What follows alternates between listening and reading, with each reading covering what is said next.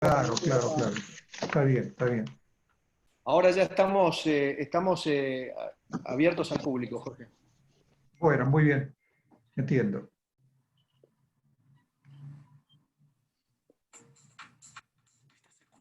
La estación podcast. A Hola, continuación, buenas tardes. Vamos a esperar unos minutos hasta que Santiago se Rodríguez Garay estabilice la y cantidad Emilio de Fonseca asistentes cruzan y dos siglos de economía argentina para entender el origen del...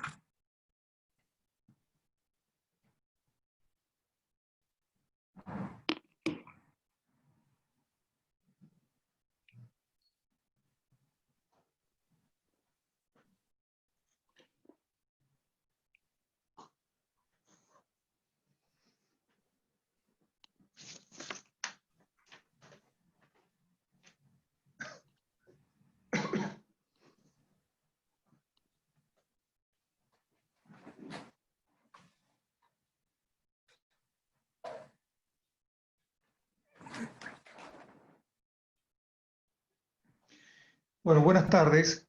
Mando un saludo a Ricardo López Murphy, a Emilio Campo y también a la audiencia que pareciera ya estar más o menos estabilizada. Ya tenemos una gran cantidad de asistentes. Entonces, buenas tardes para todos.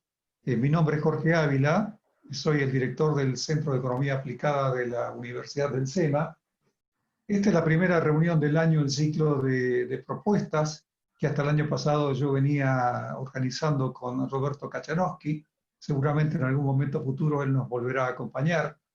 El tema de hoy es la deuda pública y sus efectos, y ese tema hemos convenido en dividirlo en tres subtemas. El primero es la renegociación de la deuda, el segundo es la situación fiscal y el tercero son las consecuencias económicas de un buen o un mal arreglo de la deuda, ¿no? Los expositores en esta ocasión seremos Ricardo López Murphy, Emilio Campo y yo, y en fin, seremos tres. Ricardo fue ministro de Defensa, luego fue ministro de Economía de la Nación, antes había sido economista jefe de Fiel, en tanto que Emilio es ampliamente conocido por sus contribuciones en el campo de historia económica, en las cuales ha ganado premios internacionales y también tiene unas cuantas colaboraciones importantes en temas vinculados al populismo y la inflación. En cuanto también, bueno, Emilio recibió un MBA de la Universidad de Chicago y antes había recibido una licenciatura en Economía de la Universidad de Buenos Aires. En cuanto a mis antecedentes, los voy a remitir a la página web de la universidad donde los podrán encontrar ampliados. Muy bien, cada uno de nosotros va a hablar en promedio unos 20 minutos, totalizando unos 60 minutos en total. Luego habrá un espacio, unos 30 minutos para las preguntas del público y hacia el final, una vez que se haya cumplido una hora y media de sesión, concluiremos el seminario. Esa es la idea, terminar alrededor de las 6:30 de la tarde. Muy bien, dicho estas palabras introductorias, le voy a pasar el micrófono a Emilio Ocampo para que él se refiera al proceso de renegociación de la deuda en curso.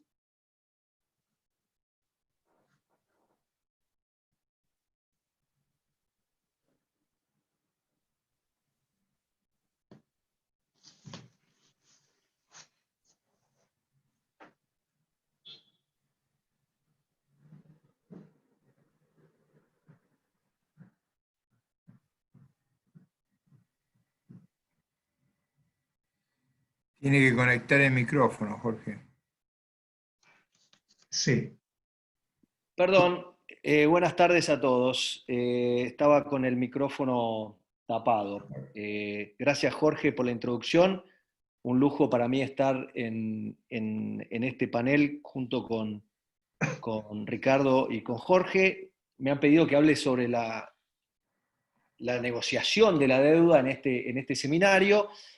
Aclaro desde entrada que no participo en estas negociaciones, que no tengo ningún tipo de información privilegiada respecto a nada y que no soy parte de ningún grupo de los cuales está participando en la negociación del gobierno, con lo cual la información con la cual me manejo es información pública y no tengo ningún tipo de información que no sea la que se puede encontrar en los diarios.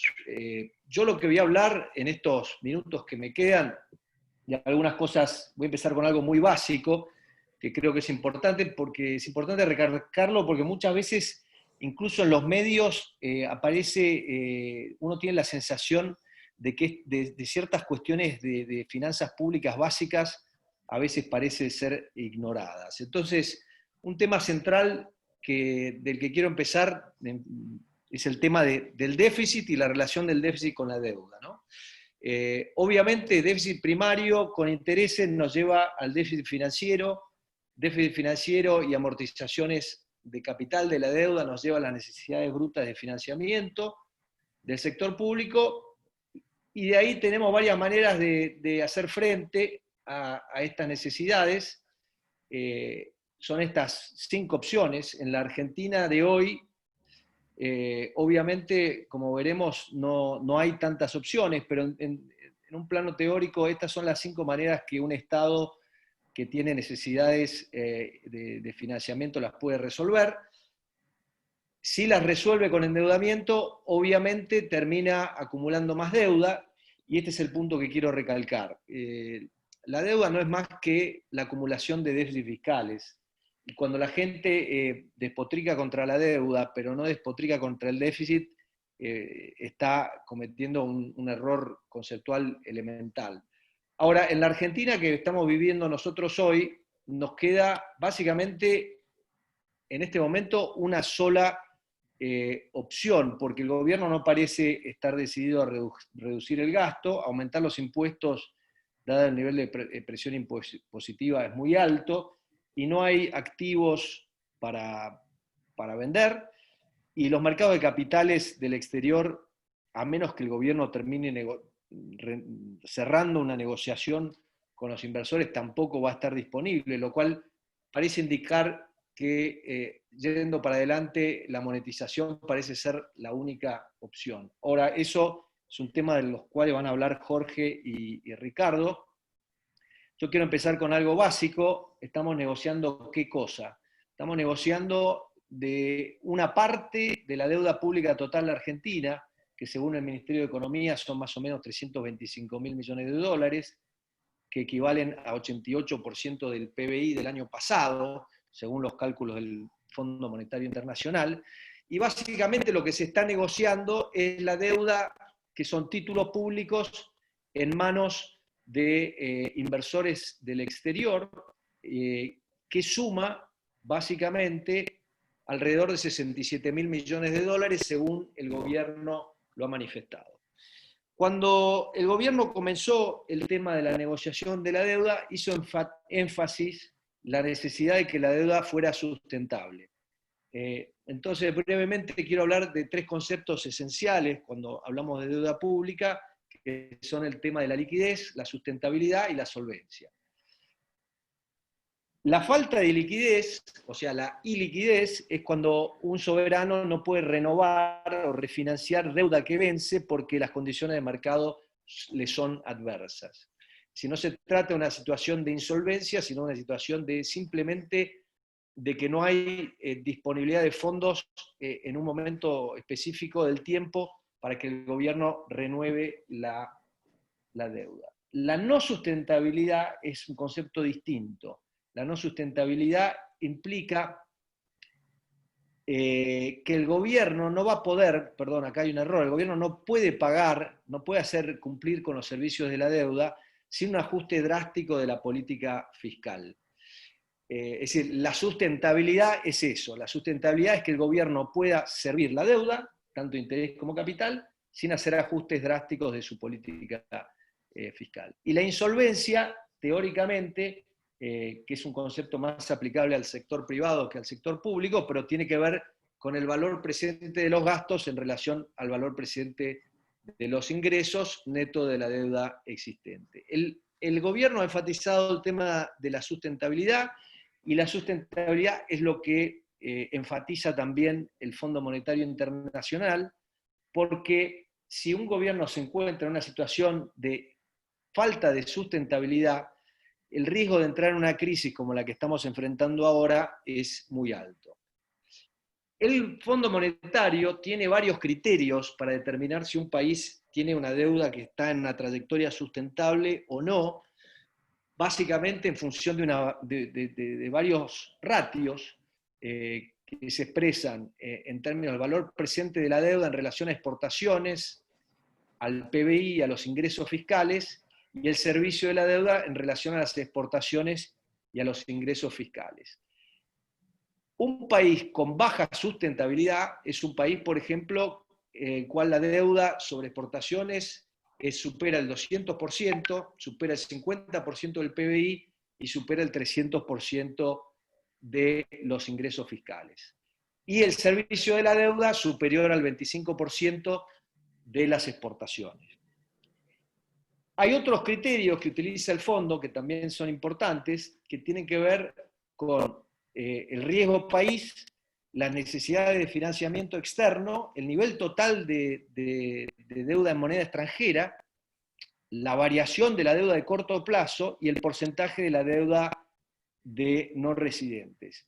Y acá también hay tres franjas, digamos, la franja de alta sustentabilidad, la de moderada sustentabilidad y la de baja sustentabilidad. Como podrán ver sin hacer demasiados cálculos, Argentina se encuentra en la franja de más a la derecha, la de bajísima sustentabilidad, y esta situación precede al actual gobierno. Es algo que ya se venía manifestando de hace tiempo, y de hecho yo vengo, y al igual que muchos otros, señalando el tema de la no sustentabilidad de la deuda desde tiempo atrás. Lo más curioso es que el Fondo Monetario es el que también oficializó o formalizó este diagnóstico de no sustentabilidad allá por diciembre del 2017, cuando hizo la revisión del artículo 4. Y en aquel entonces expresó que el gasto del gobierno era muy alto y que a pesar de la reducción seguía siendo demasiado alto para el nivel, para el estándar de las comparaciones regionales, y además estaba muy concentrado en salarios, pensiones y transferencias sociales. El Fondo Monetario ya en diciembre del 2017 decía que el gasto era insostenible. Ahora, ¿qué pasó después? En marzo del 2018 comienzan las negociaciones con el fondo y en la aprobación del préstamo stand-by, el staff del fondo, no la dirección, sino el staff, que es básicamente quienes hacen los números y las proyecciones, dijo, la deuda argentina es sostenible, pero no con un alto grado de probabilidad, lo cual es un eufemismo para decir que la deuda no es sostenible. Hizo varias revisiones el fondo, en octubre del 2018, en diciembre del 2018, en abril de 2019, en julio del 2019, y finalmente, al final, este año no le quedó más que decir lo que venía diciendo, pero decirlo directamente, es decir, que la deuda argentina es insostenible. Pero recalco de nuevo que la no sustentabilidad de la deuda era un tema que viene de tiempo atrás. Entonces, ahora el fondo, el gobierno le pidió que le definiera parámetros para la negociación con los bonistas, con qué criterios alcanzaba a sustentabilidad. Y el fondo respondió en una nota técnica, dijo que no había margen para pagar nada a los inversores privados entre 2020 y 2024, que había que mantener las necesidades brutas de financiamiento del sector público en menos del 5%, y en ningún caso exceder el 24%. El promedio tenía que ser 5% y el máximo no podía exceder el 6%. También hizo una recomendación respecto al servicio de la deuda en dólares, que en promedio tampoco podía exceder el 3% del PBI, y además recomendó que el gobierno estabilizara el ratio de deuda pública sobre PBI por debajo del 40%, después de 2030. Esto es lo que, digamos, planteó el fondo cuando el gobierno le pidió su opinión, y con esto básicamente voy a hacer unos comentarios sobre la saga que se viene dando de hace varios meses ya sobre la negociación de la deuda. Y es importante tener la cronología bien clara porque, digamos, todo esto empieza ya cuando el gobierno actual queda como claro ganador de las elecciones. Y como ven ustedes, se van dando una serie de pasos, pero pasan básicamente 144 días desde las elecciones, desde que se sabe el resultado de las elecciones, hasta que el gobierno lanza la primera propuesta de canje, que implica una quita de entre 61 y 62% según el mercado. Y una vez lanzada esa oferta, se empieza a producir esta danza, si se quiere, entre los bonistas y el gobierno, en la cual el gobierno hace varias veces, que voy marcando aquí, extensiones del plazo de negociaciones, porque no logra en ningún caso llegar a algún tipo de acuerdo con los bonistas. Hay en 6 veces, básicamente, que Guzmán extiende el plazo de las negociaciones, porque no logra obtener resultados favorables. Y durante este tiempo el ministro hace una serie de declaraciones que son bastante interesantes y que algunas dan un poco la pauta de la actitud con la cual el gobierno encaró este proceso. Notablemente, el 4 de febrero el ministro decía que había que resolver esto rápidamente, y estamos a principios de julio y todavía no tenemos resultado concreto. Norma. Norma. Entre las últimas declaraciones que hizo el ministro, una de ellas fue que el margen que quedaba para enmendar la oferta del gobierno, esto fue hace un mes exactamente, era escaso. Ya sabemos lo que pasó. En este gráfico les muestro básicamente cómo han ido evolucionando las propuestas de ambas partes, según surge de los diarios. Y lo que se puede ver es que el gobierno empezó con una propuesta muy, muy agresiva y también con una retórica muy, muy agresiva, y se ha ido acercando y parece que hay cierta convergencia, parecería, y acá muestro básicamente 4 grupos distintos: el grupo que se denomina Ad Hoc, liderado por Fidelity; el grupo que se denomina Exchange, que es liderado por el fondo Monarch; el grupo ACC, que es el grupo liderado por Golden Tree y GMO, y después 3 fondos, que son Gramercy, Fintech y Oaktree, que básicamente actúan con ACC y que han presentado, que han informalmente estado de parte de ACC. Esto es importante porque estos fondos, el fondo que más tiene de bonos de la Argentina, el grupo de bonistas que más bonos de la Argentina tiene, es el Ad Hoc. Y la cuestión no solo es qué porcentaje de los bonos tienen, sino cuáles bonos tienen. ¿Ok? Como se puede ver, estos puntos rojos indicarían las propuestas del gobierno, y la línea azul indica el riesgo país. Como ustedes pueden ver, a medida que se produjo un supuesto acercamiento y una propuesta más razonable por parte de la Argentina, el riesgo país fue cayendo y converge y fue convergiendo a 2.500 puntos básicos, que es donde estamos básicamente ahora. Y básicamente tenemos 2 cuestiones fundamentales. Por un lado, la quita que el gobierno pretende imponer, y otra cuestión básica son los términos y condiciones que van a tener los fondos, los bonos. Es decir, los términos y condiciones, me refiero específicamente a lo que se conoce como las cláusulas de acción colectivas, porque los bonos de la República Argentina tienen cláusulas de acción colectiva diferentes. ¿Qué son las cláusulas de acción colectiva? Son mecanismos que permiten al deudor negociar y eliminar el riesgo de holdouts, que es lo que Argentina tuvo y que finalmente terminó en los tribunales de Nueva York con el famoso juez Griesa.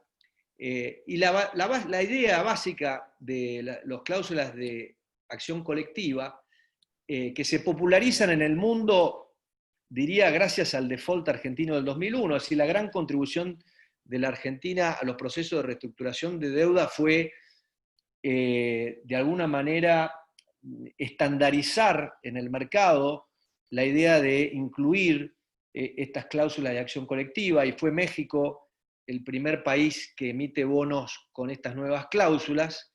Después Argentina, cuando hace la reestructuración del 2005, adopta este mismo lenguaje, pero la crisis de Grecia vuelve a generar un cambio en el mercado, y finalmente en el año 2014 la ICMA, que es la International Capital Markets Association, emite una nueva redacción de las cláusulas de acción colectiva para soberanos, y esta nueva cláusula se incluye en todos los bonos que emite la República Argentina a partir de abril del 2016, cuando se termina de reestructurar la deuda y se termina de resolver el tema de los litigios en los tribunales de Nueva York. O sea que el problema es que hoy tenemos bonos, que son los bonos K, si se quiere llamar, que tienen dos umbrales de agregación, uno a nivel de la serie de los bonos y otro que es a nivel de cada bono.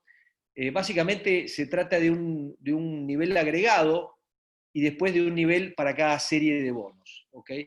Estos umbrales mínimos de aceptación son más altos en los bonos emitidos en el 2005 que en los bonos emitidos durante la era Macri. Es decir, los bonos de la era Macri son más favorables para la República Argentina.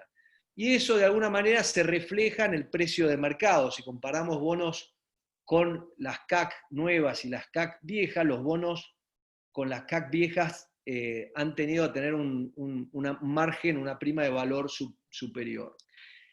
El problema que nos encontramos ahora es que algunos bonistas quieren que la Argentina acepte las CAC, es decir, las cláusulas de acción colectiva antiguas y no las nuevas, y la Argentina se resiste por obvias razones, y esto es uno de los puntos que está dificultando las negociaciones. Por un lado, el valor de la oferta, es decir, el valor económico de la oferta, y por otro lado, la redacción de estas cláusulas de acción colectiva. Y en los últimos semanas se difundió que la Argentina estaba contemplando lo que se llama una estrategia Pac-Man, que tiene que ver con este jueguito que existía hace ya 30, 40 años, que era lo que se llama un arcade game, un juego electrónico, y básicamente en este caso lo que significa es que la Argentina haría distintas rondas de negociación para conseguir los niveles de aceptación necesarios para reestructurar los bonos. Acá lo pongo muy rápidamente en un ejemplo. Supongamos que la Argentina tiene 4 bonos con valor nominal de 100 cada uno, un total de 400, y que la primera oferta de reestructuración se produce en estos niveles de aceptación, 2 bonos con 75%, 2 bonos con 60%, lo cual implicaría a prima facie que la oferta es rechazada, porque el nivel agregado de aceptación en este caso es menor del 75%, y por lo tanto no podría el gobierno forzar una reestructuración y eliminar los holdouts. Pero el texto de las cláusulas nuevas le permite al gobierno hacer lo que se llama una redesignación. Después de la votación, el gobierno puede elegir cuáles bonos entran en la votación. Es como que alguien se presente candidato a las elecciones y que después de saber el resultado de las elecciones decida eliminar ciertos votos o ciertas provincias porque no le resultan favorables. Y esto sería básicamente la estrategia Pac-Man, porque de esta manera el gobierno podría reestructurar 2 de los bonos en vez de los 4. Supongamos que esos 2 bonos los reestructura y se convierten en el bono A asterisco y B asterisco, y hay una quita, digamos, de valor nominal de 10%, y la Argentina haría otra ronda de negociaciones, y en esa segunda ronda de negociaciones obtendría el 100% de aceptación de esos bonos, porque mejoraría la oferta para esos bonos y por lo tanto los bonistas A asterisco y B asterisco las aceptarían, y de esta manera, con esta estrategia de ir eliminando aquellos bonos o aquellas series donde hay inversores recalcitrantes, supuestamente a lo largo del tiempo Argentina podría acorralar a los bonistas y cerrar una reestructuración. Esto, como les digo, está en los medios. Quien quiera verlo en más detalle, hay una página web en Estados Unidos que se llama Credit Slips, que es un grupo de abogados académicos que analizan temas de reestructuración soberana, y está explicado en gran detalle, pero las negociaciones en este momento están atrancadas por estas dos cuestiones. Por un lado, ¿cuál es el valor de la oferta, el valor presente de la oferta que presenta el gobierno, que aparentemente ahora estamos cerca de 53%, aparentemente digo, porque no se termina de reflejar, y ayer hubo una oferta de un grupo de bonistas que está en alrededor de 54,5% sobre el valor nominal de los bonos. Esa es la situación en donde estamos. El gobierno ahora hoy supuestamente iba a presentar una nueva oferta, iba a hacer lo que se llama el filing con la SEC,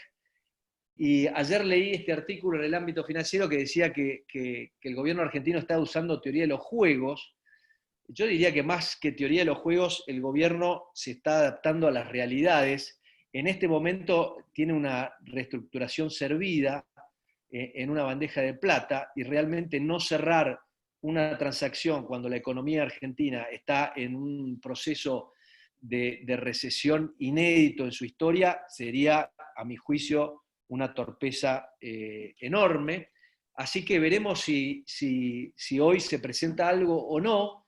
Este es el estado, diría, de la negociación y de los temas centrales de la negociación. Con esto termino mi parte, Jorge, y te paso de vuelta a vos la conducción de la charla. Bueno, muy bien. Bien.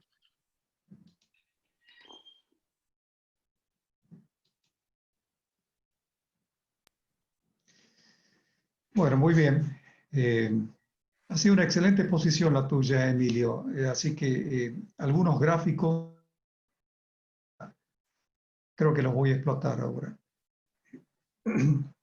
Bueno, yo me voy a concentrar en las consecuencias económicas de una buena renegociación de la deuda pública.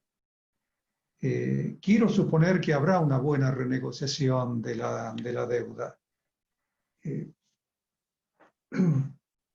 A la fecha se están discutiendo no tanto el valor presente como aspectos de las cláusulas jurídicas a las cuales se acaba de referir Emilio.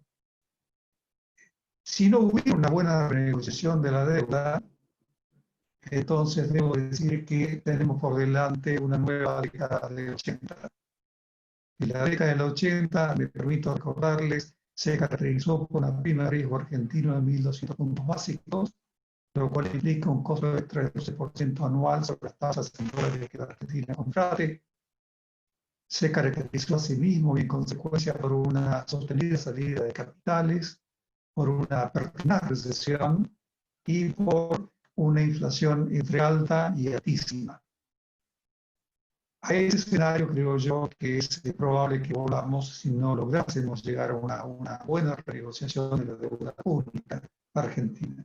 Por una buena renegociación de la deuda, yo no entiendo, no entiendo un arreglo que resulte favorable a los acreedores, ni entiendo un arreglo que resulte favorable al gobierno argentino. O sea, mi definición de una buena renegociación de la deuda pública es la siguiente. Un buen arreglo es aquel que conduce a una significativa reducción de la prima de riesgo argentino y por ende conduce a una rigurosa reactivación económica. Piensen ustedes que la prima de riesgo argentino representa la mayor parte del costo de capital para Argentina. De manera entonces que una buena renegociación significaría una caída o un abaratamiento del costo del crédito para las empresas residentes en el país y para las familias. Y por ende, significaría un aumento del consumo, un aumento de la inversión, un aumento de la demanda agregada y esa fuerte reactivación económica a la cual me referí, ¿no? En lo que sigue, yo me voy a concentrar en 4 gráficos, y los voy a ir pasando rápidamente, y sobre cada gráfico les voy a permitir hacer unas pocas observaciones, y me gustaría que ustedes las recordaran luego, porque se entrenan. Voy a compartir pantalla ahora. Tenemos acá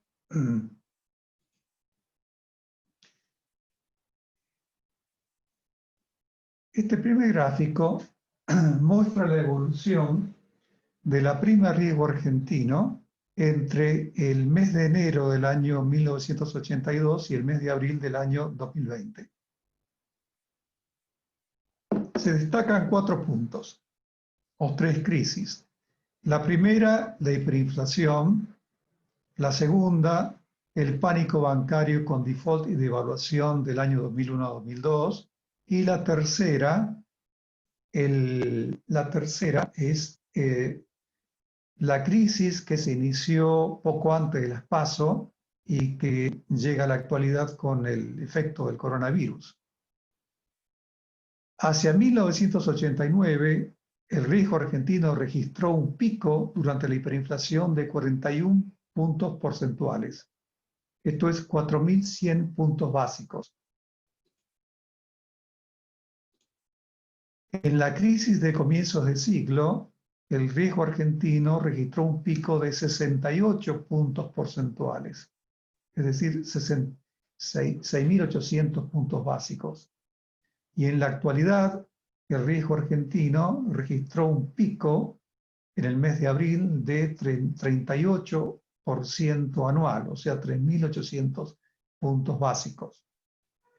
El promedio del riesgo argentino en estos casi 40 años que han transcurrido, desde que el riesgo argentino empezó a ser reconocido como un fenómeno dominante en la economía argentina, ha sido de 10,2%.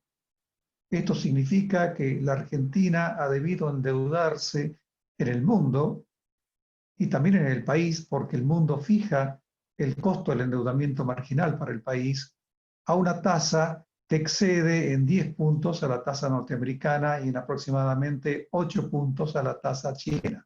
O sea que mientras en Estados Unidos se endeudaban a la tasa de interés que rinde el bono del Tesoro a 10 años, que habría fluctuado entre el 2% en la actualidad, y mejor dicho, en la actualidad es un 0,60% y un 5 o 6% en otros periodos, la Argentina debió endeudarse a una tasa del 16% promedio en estos 46 años, que ha fluctuado, por supuesto, ¿no? En tanto, Chile se endeudaba a una tasa que andaría en el orden del 5% anual.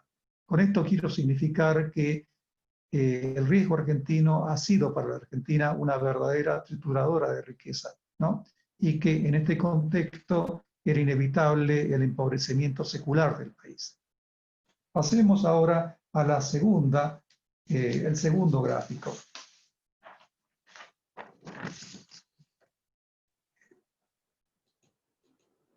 Tenemos acá, este gráfico muestra la relación entre la prima de riesgo país y el PBI.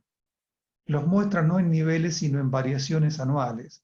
Por ejemplo, en el primer trimestre del año 2002, la prima de riesgo argentino se multiplicó por 6. Esto es, aumentó un 500%. Estamos hablando de los meses que corren entre enero y marzo del año 2002, en plena eclosión de la gran crisis con la cual se inició el siglo, cuando se declaró el default, cuando el corralito se transformó en un corralón, en el caso de los bancos, y además se produjo la máxima devaluación que llevó al dólar de 1 peso a 4 pesos con 20 centavos.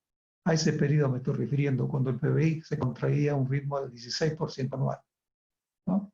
Bueno, entonces eso es enero del año 2002. Noten que la prima de riesgo en el segundo trimestre del 2002 cayó a unos 460, aumentó un 60% con respecto al mismo trimestre del año anterior.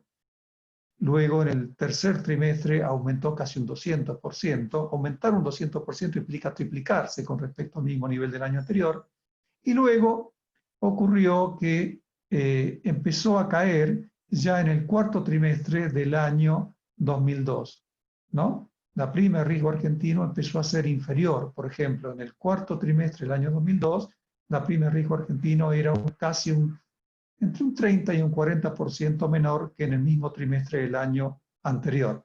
En tanto que el PBI, que se estaba contrayendo, el PBI se mide sobre el eje derecho. Las variaciones del PBI se miden sobre el eje derecho, en tanto que las variaciones del riesgo argentino se miden sobre el eje izquierdo. Ambos son variaciones, en ningún caso es nivel. Entonces, el PBI, que había caído considerablemente, fíjense ustedes que acá está menos 15% de caída, y ustedes tienen este nivel, que como les dije es aproximadamente un 16% de contracción. O sea, es una contracción fenomenal la que la Argentina experimentaba a principios del año 2002. Noten ustedes que en el segundo trimestre la contracción andaba en el orden del 13% y en el tercer trimestre andaba en el orden del 10%.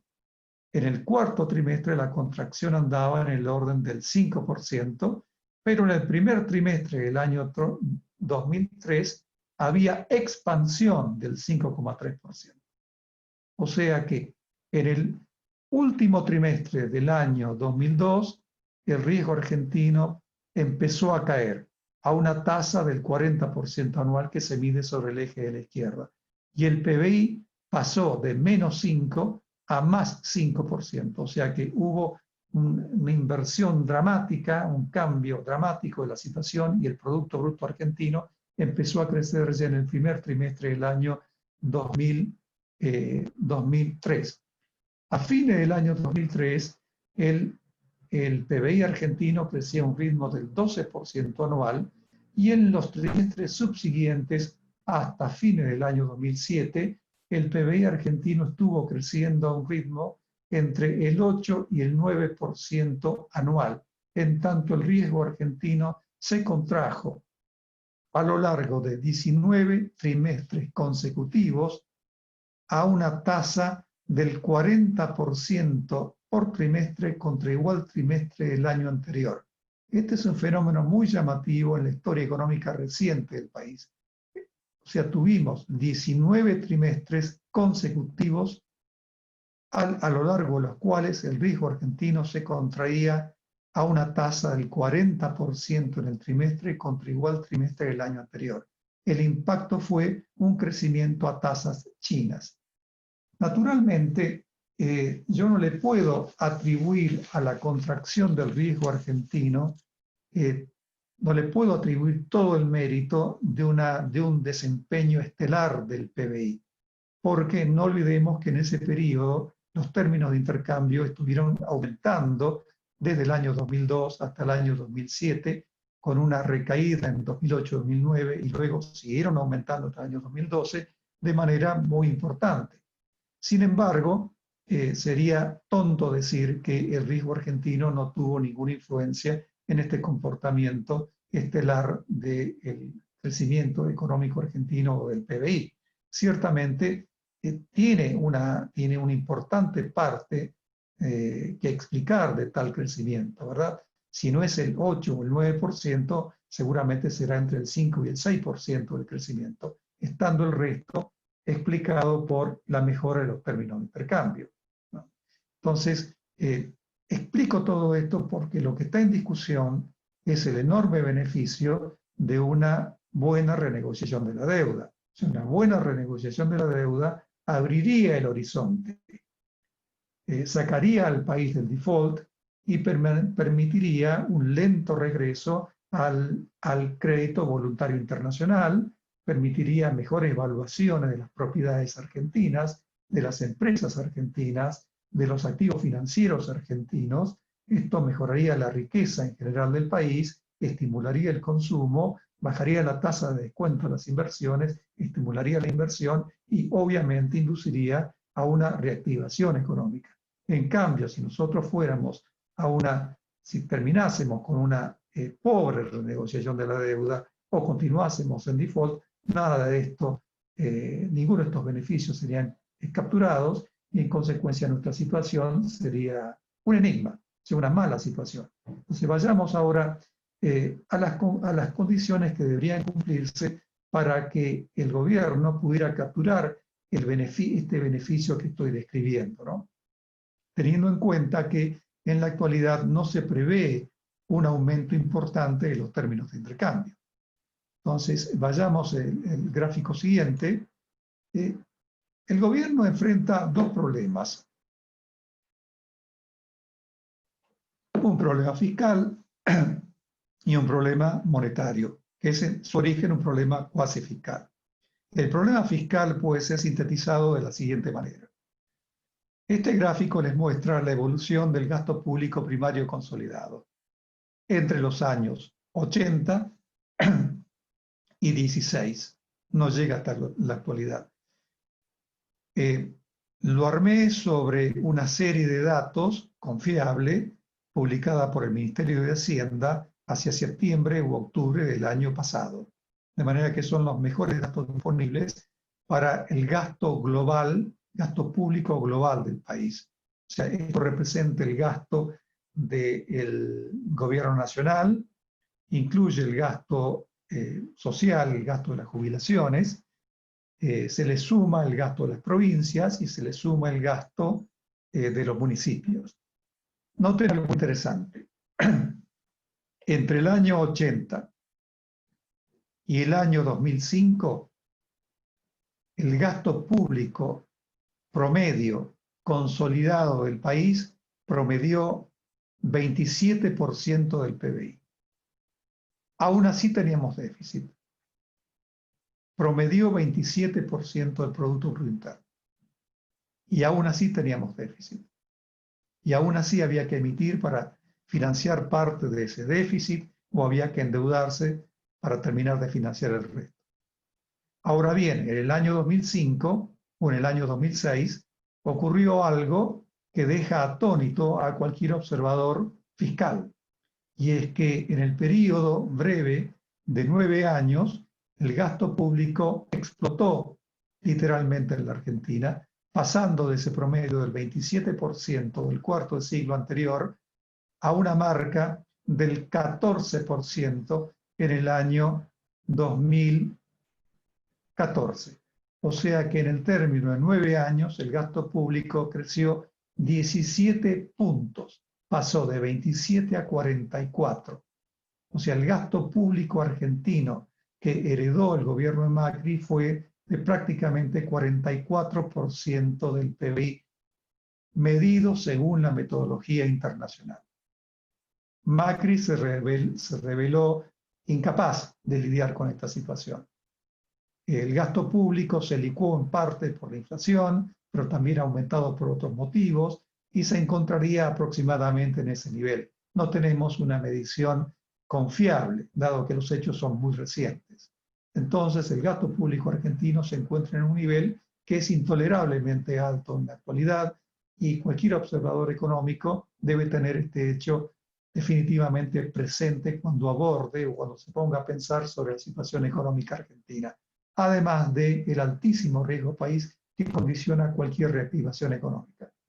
Entonces, algo tiene que pasar con el gasto público en la Argentina. Está en 44% del PBI, 17 puntos por encima del gasto público promedio de los años 80, de los años 90 y de la primera mitad de los años 2000.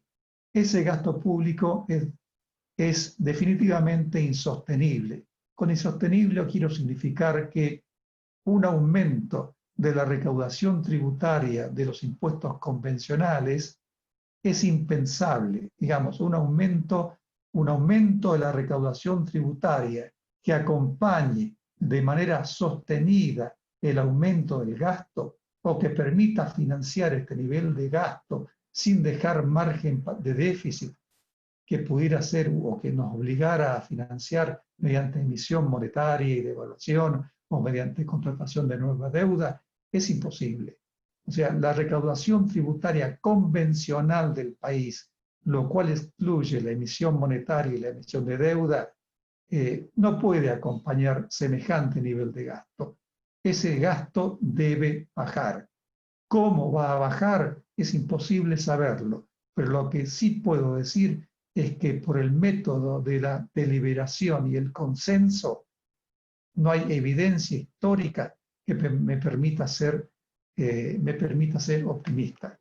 Por el camino de la deliberación y el consenso, yo creo que no va a bajar. Va a bajar de otra manera porque es imposible financiar. Entonces, este es un primer problema que debería solucionar el gobierno argentino a efectos de que realmente, si se alcanza una buena solución del problema de la deuda, el riesgo argentino baje limpiamente, baje marcadamente y por muchos trimestres como bajara a partir del año 2002 hasta el año 2007 y la Argentina pudiera capitalizar una notable reactivación como la de entonces.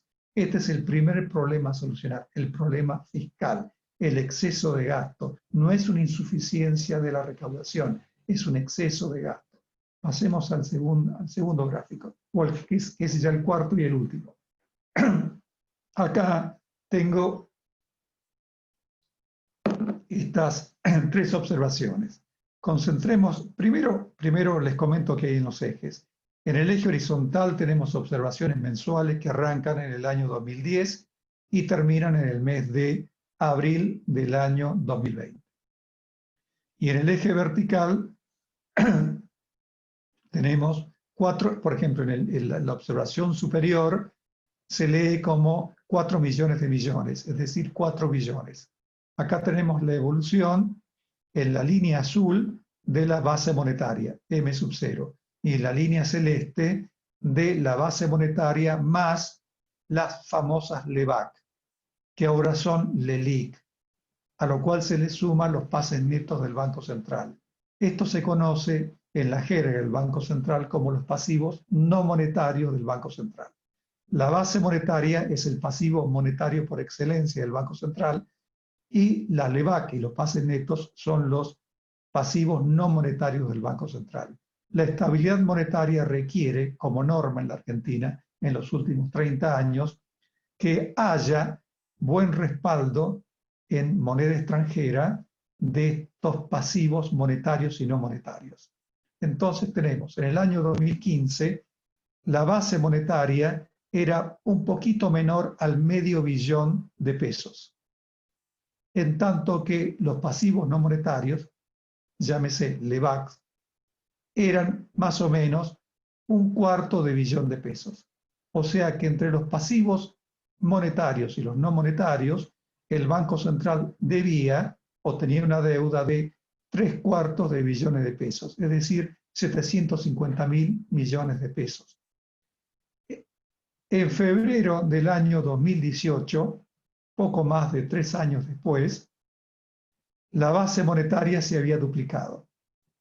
Era ya $1 billón de pesos, en tanto que en los pasivos no monetarios se habían quintuplicado. Eran ya aproximadamente 2,5 billones de pesos, ¿no? Aproximadamente. Luego, en la actualidad, dato que no incluyo acá porque son datos del 26 de junio, tenemos que la base monetaria está en 1,2 billones, perdón, en 2,2 billones. 2,2 billones. O sea que la base monetaria se ha duplicado con respecto a la observación del año 2018.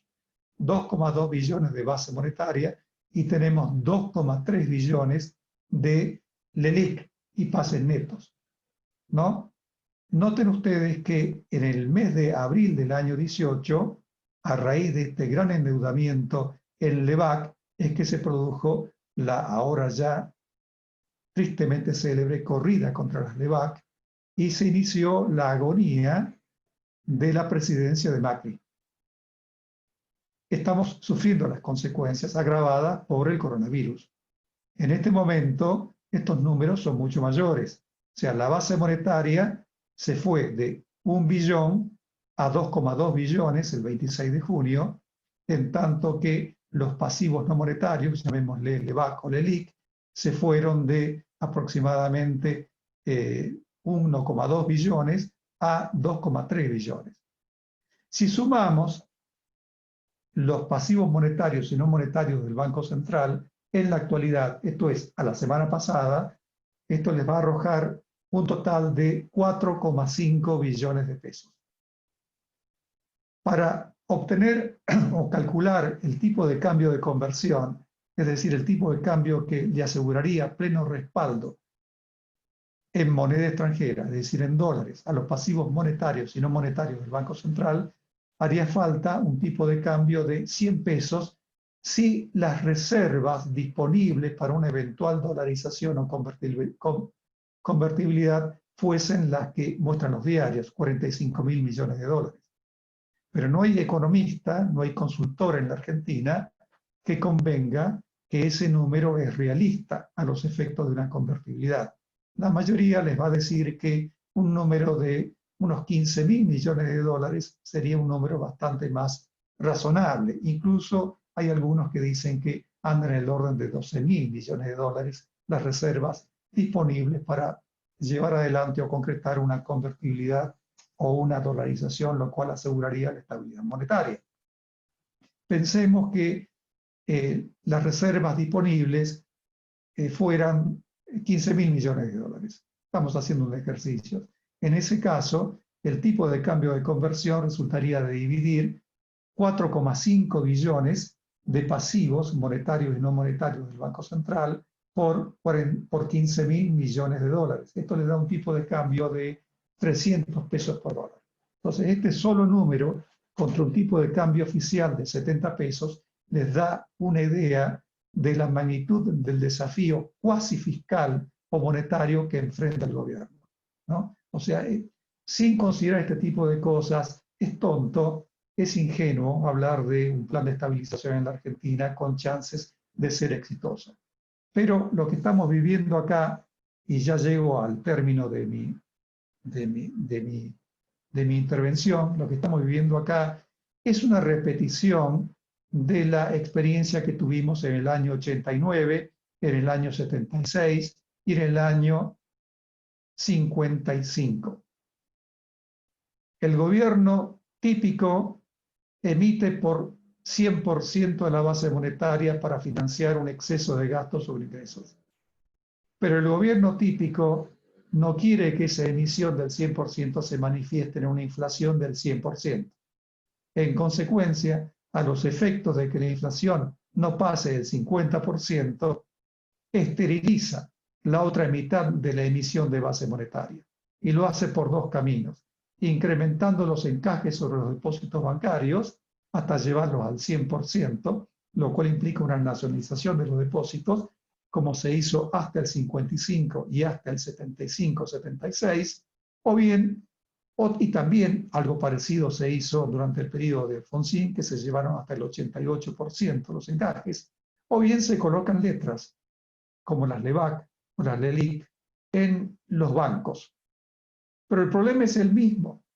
El resultado en la década del 50 fue la monetización o la rebaja de los encajes, lo cual implicó una violenta expansión de la oferta monetaria y un subsecuente auge de la inflación en la segunda mitad de la década del 50. La respuesta en el año 76 fue la cuenta de regulación monetaria, que fue una desnacionalización gradual de los depósitos. La respuesta a la emergencia del año 89 fue el plan Bonex del año 90. Y la respuesta a la solución actual no la sabemos. Pero no va a ser muy distante de aquellas, porque no se puede hacer magia en todo esto. De manera entonces que, y aquí concluyo, este es mi mensaje final, es que a los efectos de capitalizar la reactivación supuestamente importante que arrojaría una aguda reducción del riesgo argentino, que sería una consecuencia de una buena reestructuración de la deuda pública.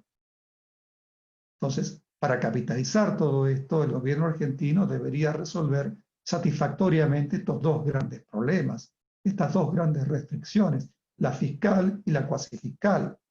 La pregunta es cuál es la probabilidad de que el gobierno argentino, luego de una buena renegociación de la deuda, pueda cumplir los términos de esa deuda, para lo cual debería resolver estos problemas. Entonces, yo creo que la probabilidad es baja, o en todo caso entramos en tierra desconocida. Es un enigma, lo cual dependerá de su habilidad para ampliar su coalición política, para cambiar su enfoque y dotarse de buenos técnicos y lidiar con estos dos problemas con eficacia. Muy bien, entonces yo acá termino y le doy la palabra a Ricardo López Murphy.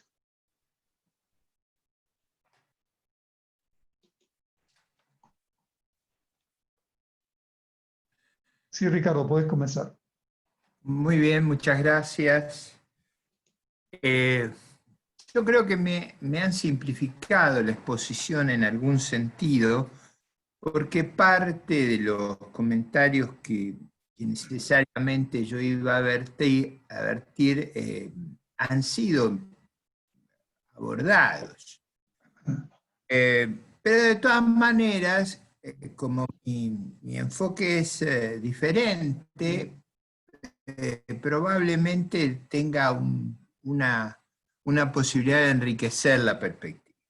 El primer concepto cuando uno aborda los temas de deuda pública es que la deuda pública forma parte de los mecanismos por los cuales el gobierno financia el gasto público. Porque en realidad no hay gasto que no se financia. Los gastos se financian o con impuestos, o con cargo al usuario, o con incremento de la deuda o caída o venta de los activos que tiene el gobierno. Si uno simplificara para hacerlo más fácil el esquema, uno diría los déficits o se financian con emisión monetaria.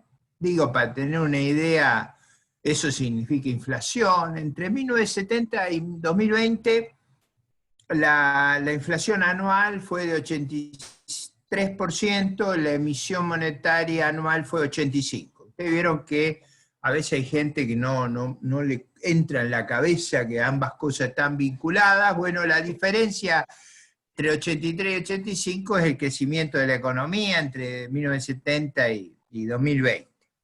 Esa es una forma de financiar el gasto y la parte no financiada con impuestos, que es con emisión monetaria. La segunda es con venta de activos. El activo más fácil de vender son las reservas, pero también podría ser otros activos del sector público. El tercer mecanismo de financiamiento del déficit son la deuda interna, o con la que se refería el profesor Ávila recién, básicamente en un país sin mercado de capitales y con un sistema financiero muy chico, es colocación en el sistema financiero de deuda pública, o con deuda externa.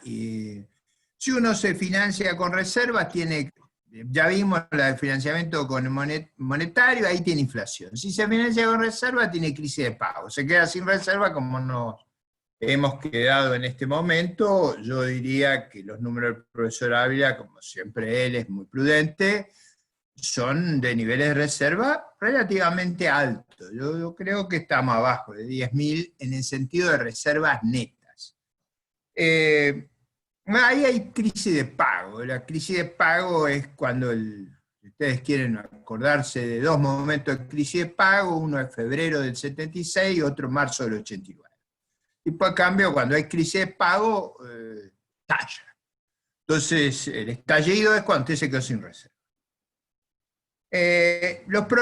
Si se financia con deuda en el mercado interno, que es lo que el profesor Ávila recién explicaba, es la enorme presión sobre el sistema financiero, y hay un momento donde esa presión se hace insostenible y y en general la deuda se monetiza, y cuando usted tiene un problema con la deuda externa entra en default. Nosotros hemos entrado 9 veces en default para hacer lo que decía el profesor Ávila cuando nos chocamos con la pared, hemos conculcado 5 veces los depósitos. Eso es importante para entender que no son problemas novedosos.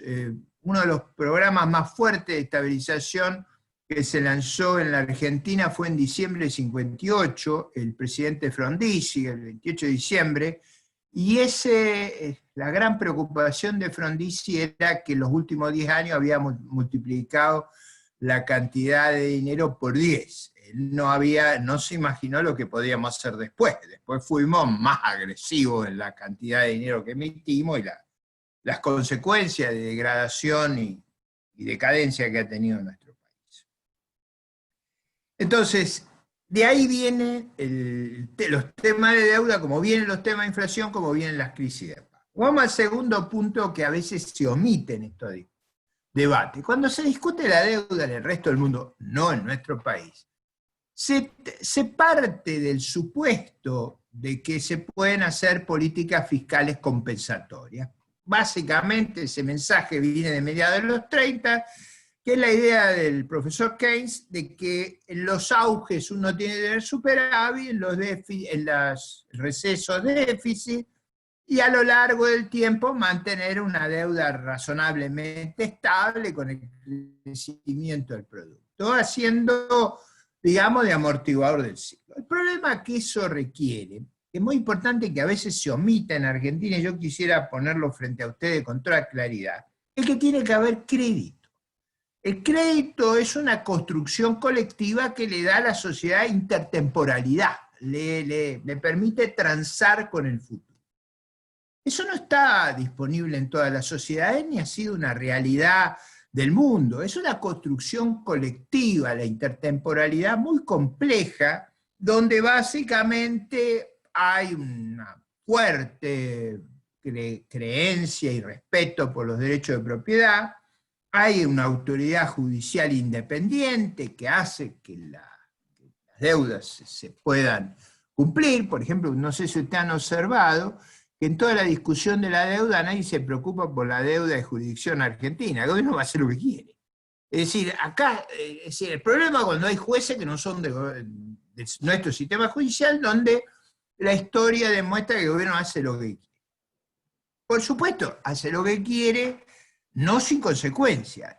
Una de las grandes consecuencias en la Argentina es que estas prácticas, que son relativamente recientes, ahora lo voy a explicar por qué, han creado un fracaso cultural. Nosotros no tenemos mercado de capitales, no tenemos sistema financiero y no podemos colocar deuda pública interna, por eso con deudas bajas las tenemos que colocar en el resto del mundo porque no hay mercado de capitales. Eso ha creado una cultura. No siempre fue así. Por ejemplo, allá por el año 73, el presidente Nicolás Avellaneda hablaba que teníamos una sola bandera, un solo honor y un solo crédito, y que debíamos honrar nuestras obligaciones, que nada había más importante que cumplir con la palabra empeñada. Esa posición de Avellaneda nos dio a lo largo de muchos años, yo diría más de 80 años, un crédito extraordinario en el mundo. Fuimos en la década del 30 el único país de América Latina que no defaultió. Eso nos dio mucho prestigio. Después empezamos a hacer cosas muy alocadas y terminamos, por eso hasta la Segunda Guerra Mundial fuimos tan exitosos, y después comenzamos una decadencia que se agudizó, como mencionaba el profesor Ávila, después del año 74, y desde ese momento estamos en una decadencia muy acentuada. Ahora, en general, para que haya crédito y para que estas operaciones puedan ser realizadas, hay tres requisitos. Tres requisitos que, por supuesto, a nosotros nos cuesta tener. El primero es inversores institucionales. La idea de los inversores institucionales desapareció en el 2008 cuando confiscamos los fondos de pensión y el gobierno se apoderó de los ahorros para la vejez. Yo nunca imaginé que una cosa tan bárbara y brutal como esta se podía hacer, pero se hizo.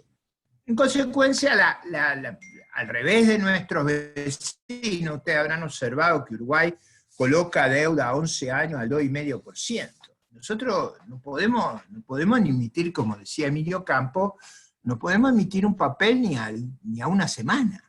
Este es el punto, y a costos, como mostraba el profesor Ávila, y yo voy a traducir, a costos que hoy serían del orden del 26-27%. O sea, ¿por qué respecto a Uruguay estamos 10 veces peor en el costo de la deuda? Bueno, por esa costumbre.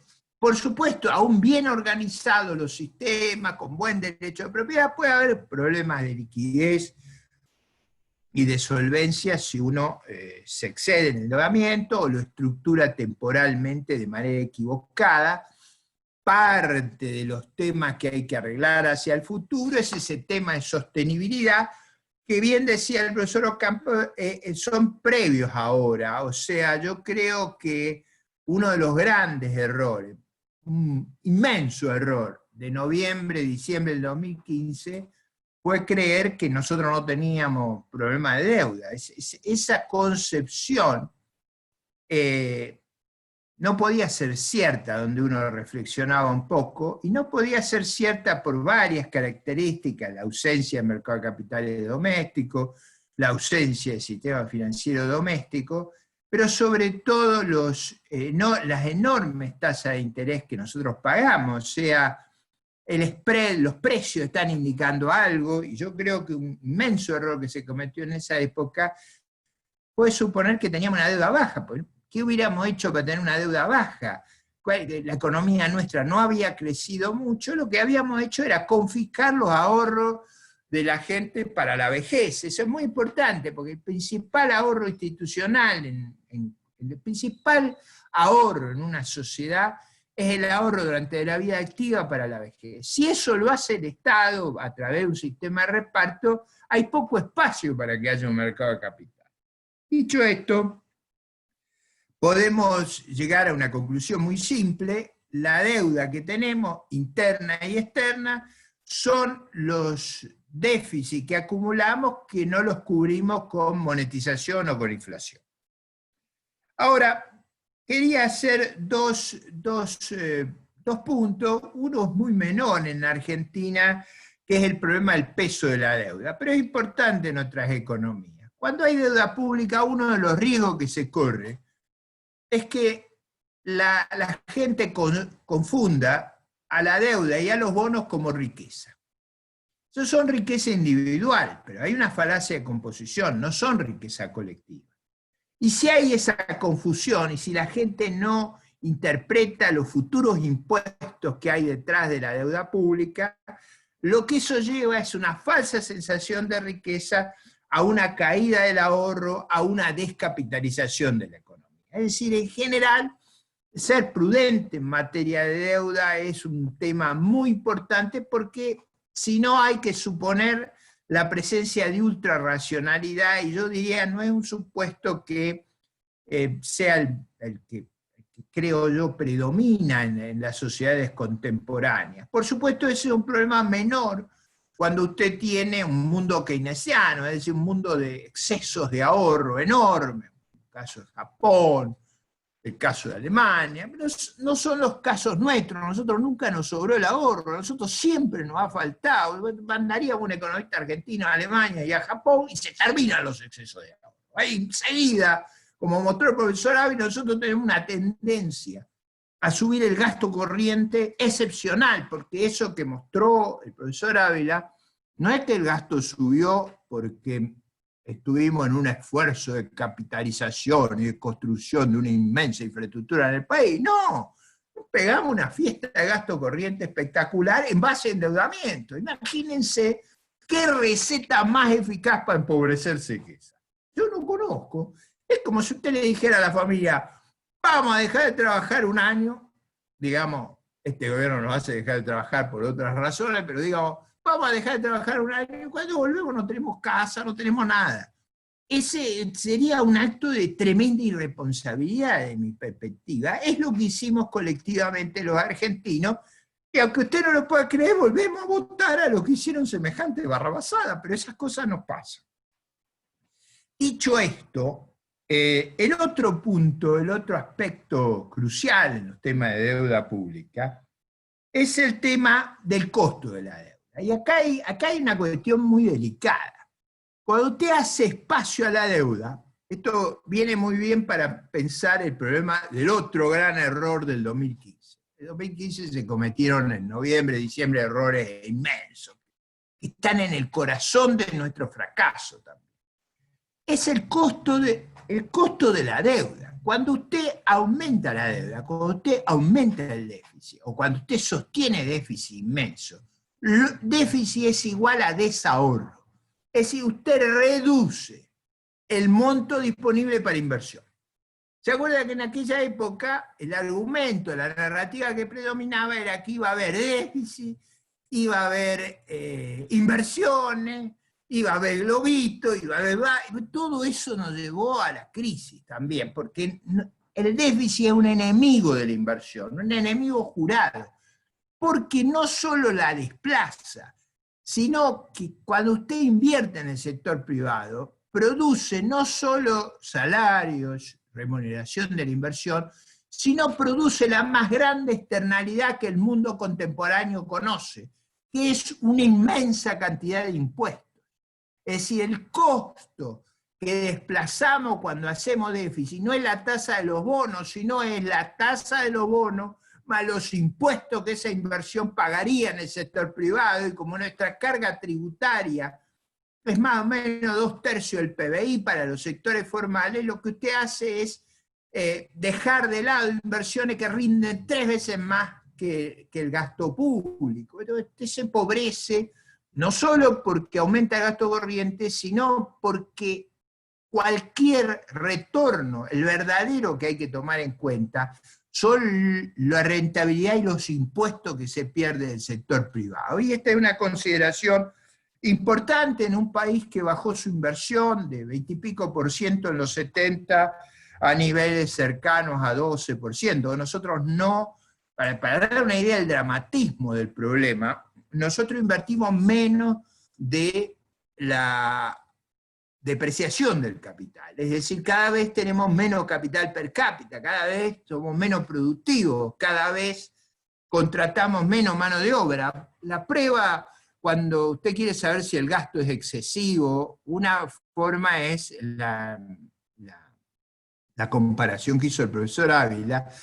La que a mí más me gusta es otra, que es cuando el sector privado no invierte y no tiene rentabilidad y no puede contratar empleo formal. Nosotros tenemos que nuestro empleo formal es inferior al del 2011, no podemos invertir. A mí me parece es obvio que no podemos seguir con esta presión tributaria, y con esta presión tributaria no podemos financiar el gasto. Así que imagínense la tarea que hay. Ahora el problema no acaba ahí, pero voy a tratar de ir rápido para no consumirme el tiempo total que tenemos. Hay dos problemas más con las deudas públicas. La primera es que la verdad, la relevante, es la deuda incluyendo las deudas implícitas. Y las deudas implícitas son las que están escondidas en el sistema de jubilación. Si el sistema de capitalización, la deuda está explícita.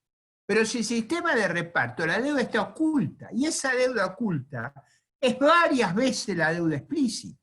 Por lo tanto, todo el problema de descapitalización que le cito es más agudo del que le había mencionado. Y por último, un tema menor, y con él voy a cerrar rápidamente con los problemas coyunturales. En las cuentas públicas no se hace una contabilidad como en el sector privado, se hace una contabilidad de flujo. Por lo tanto, los déficits que tenemos están subestimados porque en ningún lugar se hace constar la amortización de activos del sector público por deterioro. Entonces, una forma de endeudarse es no renovar los activos. Por ejemplo, en Fuerzas Armadas nosotros hemos perdido en los últimos 25 años alrededor de $60.000 millones de capital, por eso no tenemos aviones en la Fuerza Aérea. Nuestras armadas prácticamente le cuesta mucho navegar, y nuestras fuerzas terrestres no están con el parque blindado que tienen nuestros vecinos. Ahí es fácil de verlo, o podría usar otro ejemplo en nuestra infraestructura. Déjenme rápidamente ahora hacer un último punto, que es de qué magnitud es el esfuerzo fiscal que hay que hacer. Miren, por la suma de lo que venía de antes y el coronavirus, el déficit primario de este año va a estar alrededor de 7,5% del PIB. El ministro Guzmán ha hablado de llevarlo el año que viene a -1, después 0, después +1, después 1,5.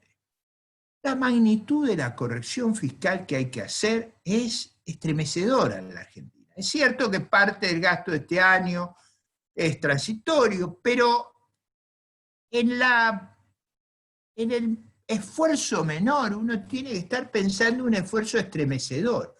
Yo por eso antes de hacer esta exposición me fui a leer el discurso de diciembre del 58 de Frondizi, eso fue un esfuerzo muy significativo. Y yo creo que en realidad le haría bien al señor presidente de la República releer ese discurso. Porque lo que hay que hacer es mucho más que lo que se hizo en esa oportunidad. Porque como bien narraba el profesor Ávila, yo he dejado arbitrariamente de lado los déficits que están ocultos en el Banco Central, que deberán ser consolidados. Por eso la magnitud de lo que hay que hacer requiere en la Argentina probablemente un acto de extrema sinceridad. Hay que decirle al país la verdad.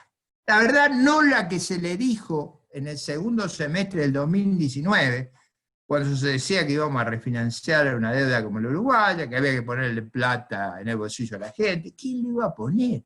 Esta idea de que tenemos un Estado Papá Noel, cuando tenemos un Estado absolutamente quebrado, da una idea del problema entre el diagnóstico y la tarea que tenemos por delante. Y creo yo que se acerca el tiempo de la verdad en la Argentina, el momento del juicio, el momento donde uno no tiene un divorcio de agua, y ese divorcio de agua va a requerir un replanteo, que es verdad que ayudaría enormemente, como dice el profesor Ávila y el profesor Campos, que lleguemos a una negociación exitosa de la deuda. Después de eso vendrá la deuda interna y finalmente vendrá el acuerdo con los multilaterales, donde para tener la mínima probabilidad de éxito, no digo una alta, una mínima probabilidad de éxito, el país tiene que hacer una extraordinaria reestructuración de sus instituciones fiscales y monetarias, de sus instituciones regulatorias, de la transferencia de recursos entre la nación, las provincias y los municipios, de autonomía de sus órganos regulatorios, es decir, debe repensarse. Yo diría una cosa parecida a la que hizo el profesor Erhard en 1948 en Alemania. Es de esa magnitud lo que hay que hacer y el desafío que tenemos. El riesgo hacia adelante, ¿cuál es? Es que si no reconocemos el problema, como no tenemos reserva, como ya la tasa de inflación y la tasa de expansión monetaria es estremecedora y no tenemos acceso al crédito, yo diría, si no hacemos algo parecido a lo de Erhard, hay que ver quién tiene uña de guitarrero para eso, el problema es que nos damos la piña, y no la damos de verdad. Y es una sociedad que ya está exhausta. Tenemos el ingreso per cápita de hace 14 años, prácticamente no invertimos, no creamos empleo formal hace 10 años. Me parece que ha llegado la hora de hacer lo que hay que hacer, de entender que tenemos que hacerlo, y que la mejor alternativa que tenemos es enfrentar de una vez y de verdad los problemas que tenemos. Muchas gracias a todos ustedes.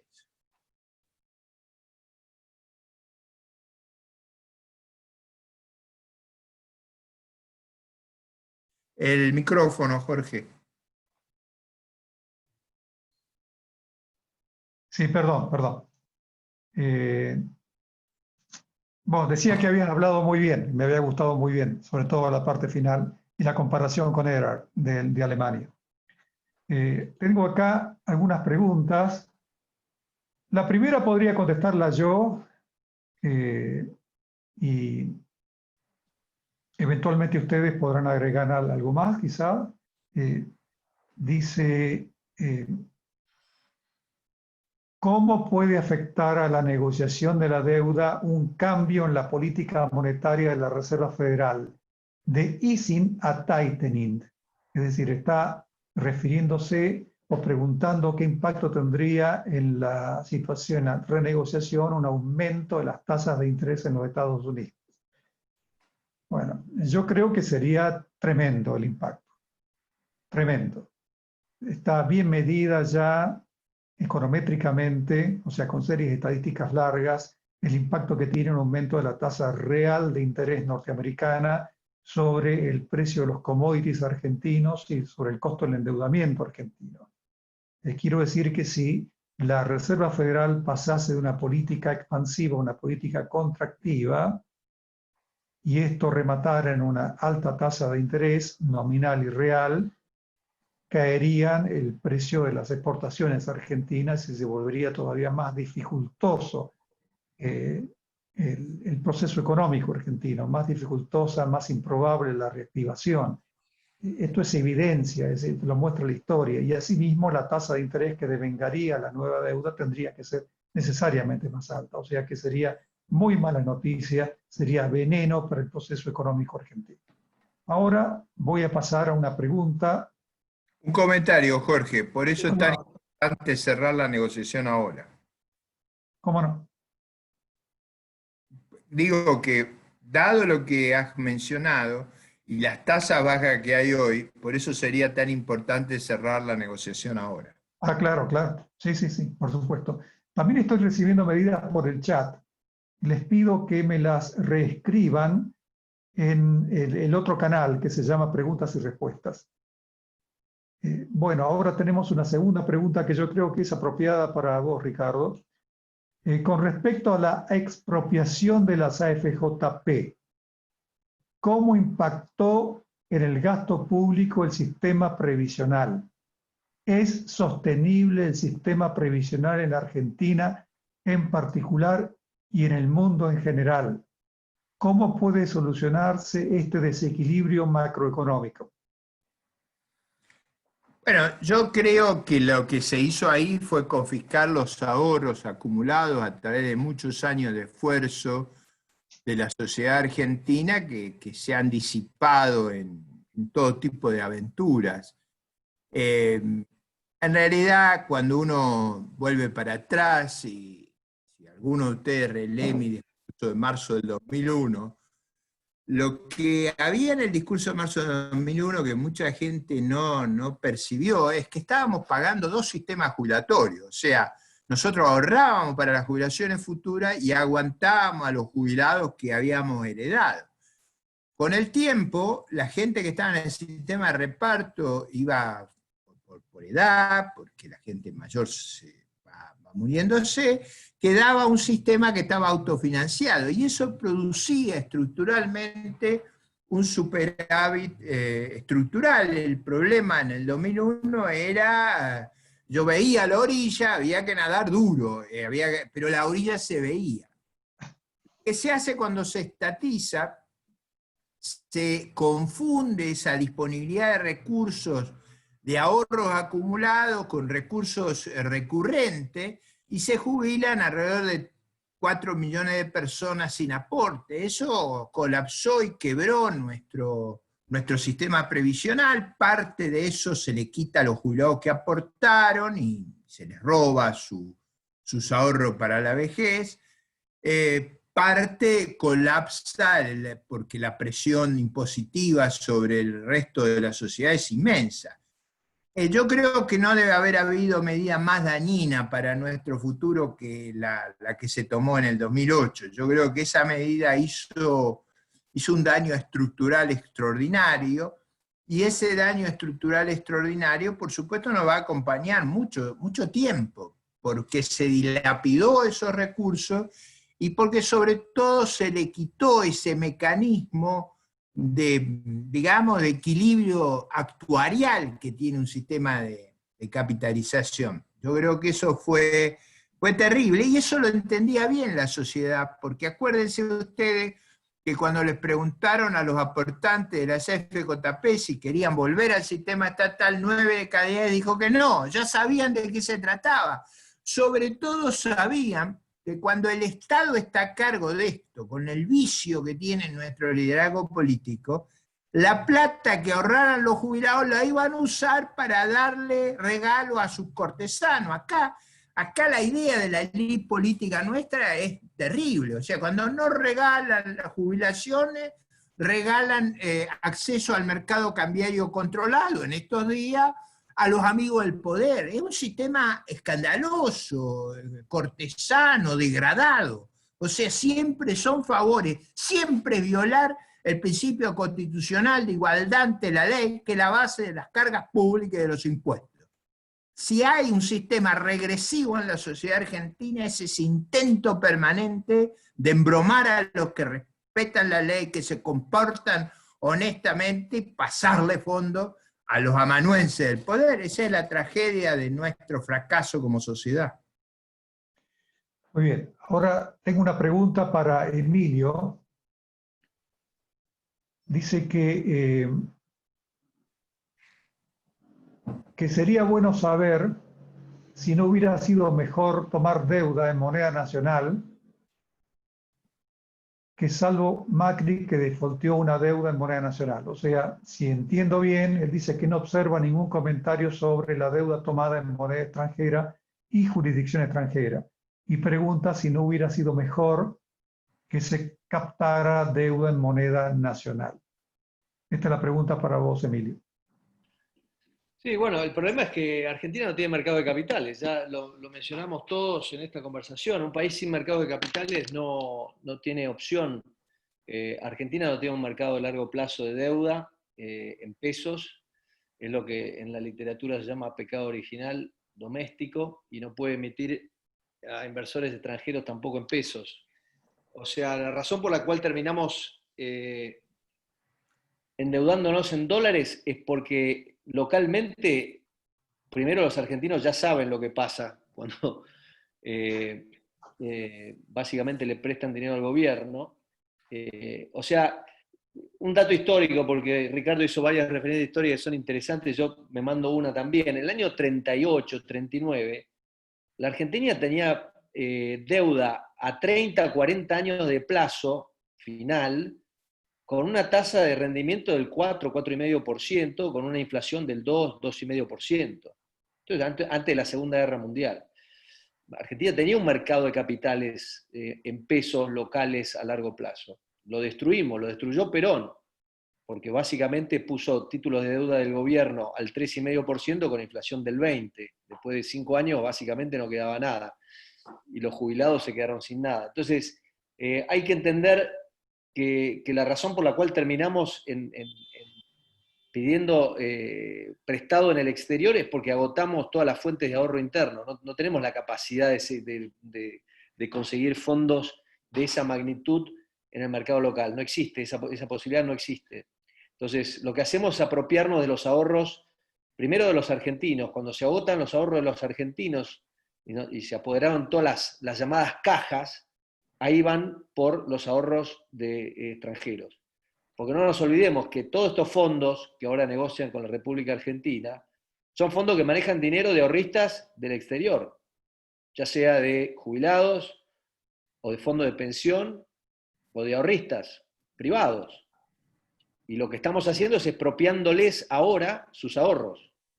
O sea, ya el Estado argentino nos ha expropiado a nosotros nuestros ahorros innumerables ocasiones, y cada tanto vamos a expropiar a los del exterior. Yo creo que esta es la última vez. Yo creo que el mundo ya tiene un agotamiento con la Argentina muy profundo, y espero que no nos vuelvan a prestar, porque cada vez que nos prestan es como un borracho que lo dejan entrar a un bar y le dejan tomar un whisky sin pagar, ¿no? Entonces, lo mejor que nos podría pasar, me parece, es que de afuera no nos presten más para financiar estas fiestas ridículas que, como bien mencionó Ricardo, de ninguna manera contribuyen a reforzar la infraestructura del país ni a mejorar su capacidad de repago, sino que sirven para una fiesta de consumo que es absolutamente insostenible.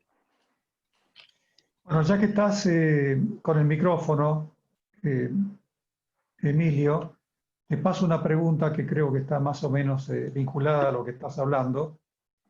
Alguien dice lo siguiente: ¿cómo influye en el análisis que acaban de hacer el hecho de que la sociedad argentina tiene entre 300 y 400 mil millones de dólares fuera del sistema, pero finalmente son activos de esta sociedad que estamos analizando? Imagino que se refiere al dinero que está puesto en cuentas y en propiedades en el exterior. Yo creo que a esta altura ese dato lo único que hace es reforzar todo lo que venimos diciendo. Ese capital está en el exterior por una razón.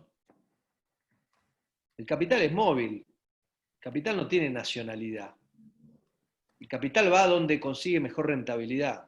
Y la Argentina ha probado ser un país poco confiable, donde hay una pasión extrema por expropiar el fruto del trabajo y del ahorro de los particulares. Entonces los particulares, obviamente, en la medida que pueden, sacan los ahorros y los depositan en países confiables. Pensar que eso constituye un activo para la Argentina, para mí es un error garrafal. No es un activo. Y deberían pasar muchos años de políticas creíbles para que ese capital vuelva al país. Está claro. Un comentario. Sí. Dos comentarios que me parece que ayudarían. Primero, a mí me parece que esa cifra está muy sobreestimada. Yo no creo para nada que los argentinos tengan esa cantidad. Me parece que sí hay una fracción de ese número fuera del país. Mucho de eso se ha ido con los ciudadanos que se han ido del país. Y me parece que expresa una gran desconfianza por las 9 default y las 5 confiscaciones de depósito. Es decir, sería asombroso que la gente no hubiera reaccionado a lo que le han hecho. El segundo punto que refuerza lo de Emilio y lo que él citaba del 38, hay muchos argentinos que no recuerdan que entre 1890 y 1945 nosotros tuvimos menos inflación que los Estados Unidos y crecimos más rápido.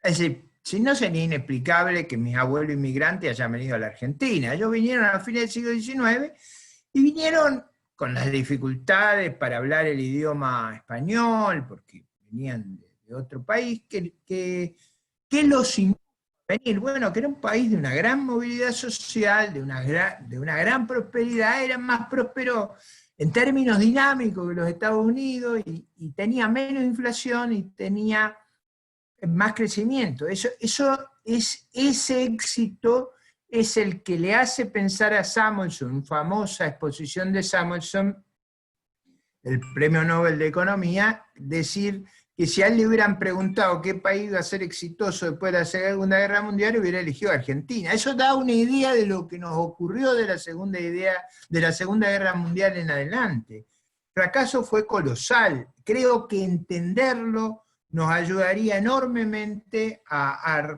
encontrar de nuevo una senda de prosperidad. No hay nada en nuestro genotipo que nos lleve al fracaso. Nos lleva al fracaso no entender bien la historia y sobreestimar nuestras posibilidades. Esa arrogancia de sobreestimarnos es la que nos ha llevado a tanto fracaso y tanta derrota. Muy bien, acá hay una pregunta que yo puedo responder, quizás. ¿Cuál sería el proceso para dolarizar definitivamente la economía? Recuerdo que es algo que estaba disponible, imagino, al caer en el segundo mandato de Menem con Roque Fernández como ministro. No parece existir salida con el peso, es una mochila muy pesada para el país. La dolarización en sí es una idea muy vieja, no es un invento nuestro.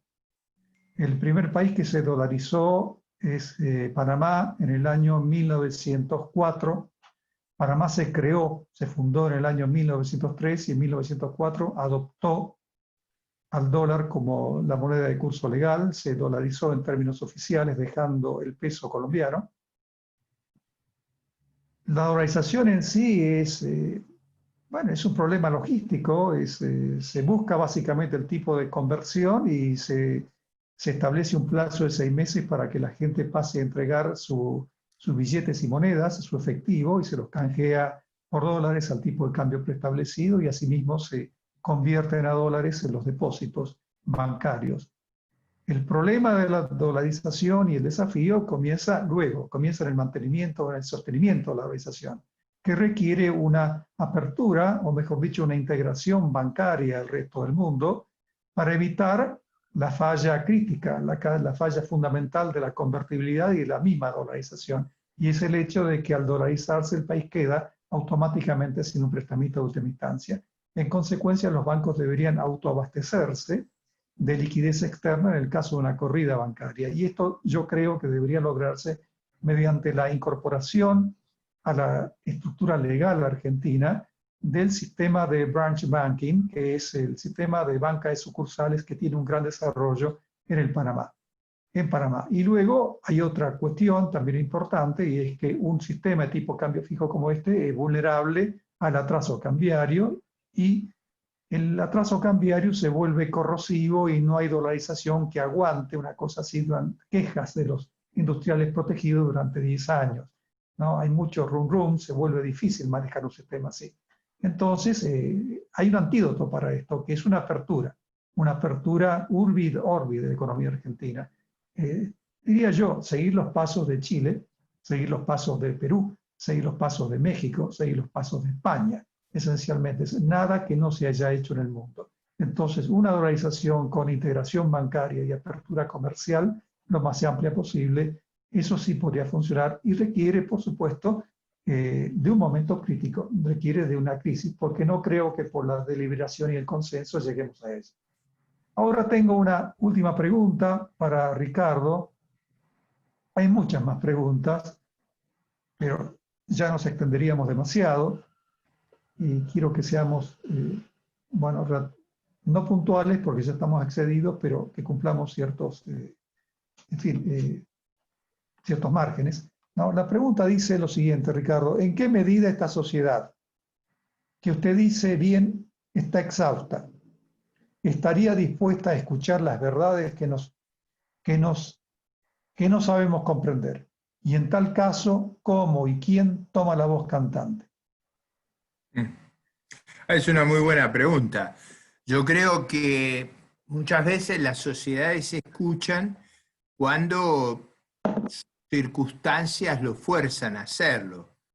Piense que esa Alemania del milagro económico de los 50, los 60, los 70, que que se levantó de ser prácticamente un estacionamiento, porque los bombardeos habían destruido toda su infraestructura física, todas sus viviendas, todos sus edificios.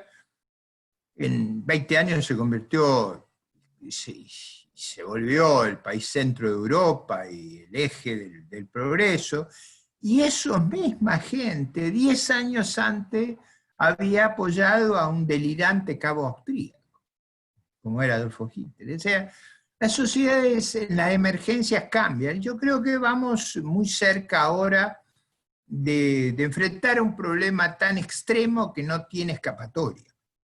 Y espero yo que frente a los problemas actuemos con lucidez. Tuvimos oportunidades antes, yo contaba el discurso de marzo del 2001, en realidad la economía a esa altura no era una economía que tenía problemas estructurales, teníamos un shock externo muy desfavorable, pero este país estaba bien organizado, estaba en estabilidad, los esfuerzos que había que hacer era un esfuerzo menor, si uno miraba a largo plazo. Esfuerzo menor no quiere decir que no había que hacerlo, sin embargo, en aquella oportunidad, muchos de nuestros conciudadanos creían que era imposible elegir el camino sensato, y por eso elegimos un camino altamente insensato, al revés de un caso interesante, que es toda Europa con el euro. El euro es muy parecido a la convertibilidad. Toda Europa, enfrentada a los problemas, siguió la tesis de lo que yo propuse en marzo del 2001, y no por ser autorreferencial, sino para situar un mojón donde todavía tuvimos tiempo. En el 2003 todavía teníamos tiempo. El daño ocurrió después, y ese daño no el de la decadencia, sino ese daño letal que tenemos ahora. Me parece que se ha creado una oportunidad de enfrentar los problemas ahora con realismo, con vamos a estar frente a la necesidad de actuar con mucha firmeza, porque si no todo lo que hagamos va a fracasar. O sea, tenemos que reconocer los problemas, hacer las reformas institucionales y estructurales y encadenarlas, es decir, hacer que esas no sean reversibles.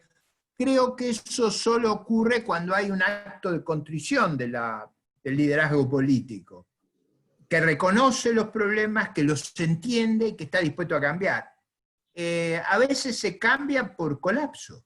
A veces ocurre que el mecanismo previo al cambio, como decía el profesor Ávila, es una catastrófica crisis que obliga a reemplazar el liderazgo por un nuevo liderazgo, y ese nuevo liderazgo está en condiciones de alumbrar un rumbo diferente. En los hechos, eso fue lo que ocurrió a mediados del siglo XIX, el país rumbió para otro lado, con Urquiza, con Alberdi, con Sarmiento, con Mitre, y ese rumbo lo llevó a tener 80, 90 años de un inmenso éxito económico. A lo mejor rumbeamos de nuevo para el lado correcto.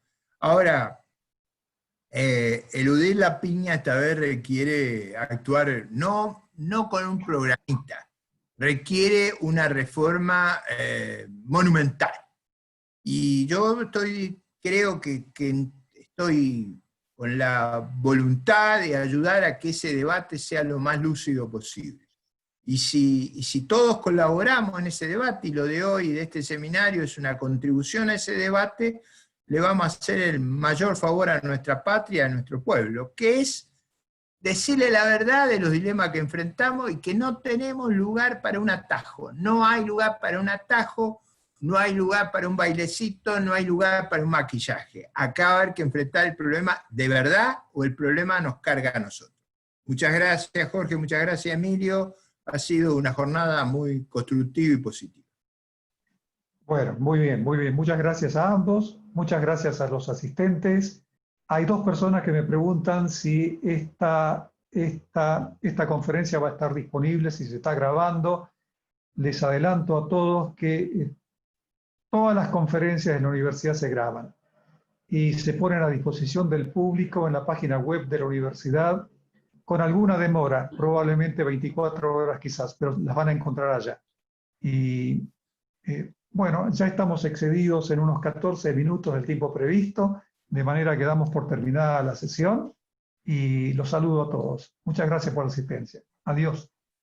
Hasta luego, gracias. Chao, Hasta luego.